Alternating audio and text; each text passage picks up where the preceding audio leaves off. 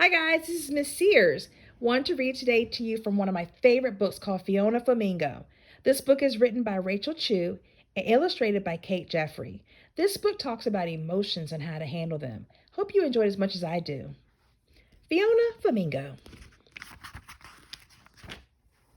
On a beautiful sunny afternoon where life was simply the best, a little flamingo named Fiona hatched from her egg in a nest. Little Fiona grew up, making lots of friends. They played flamingo games from day's start to day's end. As the time passed, the birds all became stronger. They also got pinker, and their feathers grew longer. They turned pinker and pinker with each feather they grew. They got bigger and bigger until some of them flew. Fiona remained featherless until it happened one night. She woke up with feathers, but they were bright white. The other flamingos gasped and stared at her in shock. They couldn't believe what they were seeing, and Wally began to squawk. Her friends looked at the white feathers, not knowing what to think. "You're not the right color. Flamingos are supposed to be pink." With everyone shouting, Fiona began to get scared. She looked at her feathers, and then she looked at theirs. "You don't have to be so loud, and please don't make a scene." That's when Fiona started shaking and her feathers turned to green.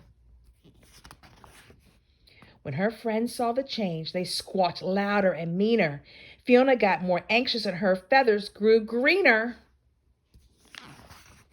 Her friends looked at the green feathers, not knowing what to think. "Stop being so silly, Fiona. Flamingos are supposed to be pink." "Oh no," said Fiona. "This is worse than just bad." But her friends kept on squawking, and then Fiona got mad. "You're making me angry," she jumped and furiously said.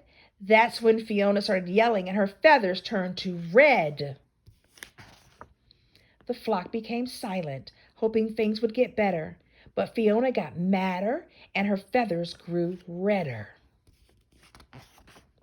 Her friends looked at the red feathers, not knowing what to think. "Don't you think you should calm down now? Flamingos are supposed to be pink." They all rushed to hug her, and now Fiona felt bad. Her anger was fading, but now she felt sad. She whimpered and cried, "I'm all mixed up in hue."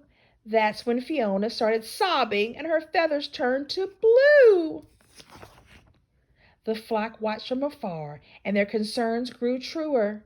But Fiona just got sadder and her feathers grew bluer. Her friends looked at the blue feathers, not knowing what to think. "Just what kind of bird are you? Flamingos are supposed to be pink." No one could cheer her up, so instead they stayed away. That's when Fiona got lonely and her feathers turned to gray. A young chick floated up with a gaze so pure and true. "I hope my feathers change colors when I'm as big as you." Fiona flashed a happy smile and her feathers erupted in color. It was a surprise to everyone. No feather was like any other. Pink, white, and green, red, blue, and gray. She was every single color now, and that's the way she'd stay. The entire flock gathered around, and Fiona gave a big wink. "I guess we've all learned a lesson here. Flamingos don't have to be pink."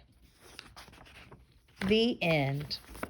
What a beautiful story about emotions, how to handle emotions, and how you can be unique in whatever shade of color you are, how you can be unique in your emotions, and how you can handle them with grace, with compassion, with pride, and how you can show your friends that you are uniquely made and uniquely born. I hope you are controlling your emotions. I hope you are learning to regulate your emotions. I miss all of you very much, and I thank you for listening to my story of Fiona Flamingo today.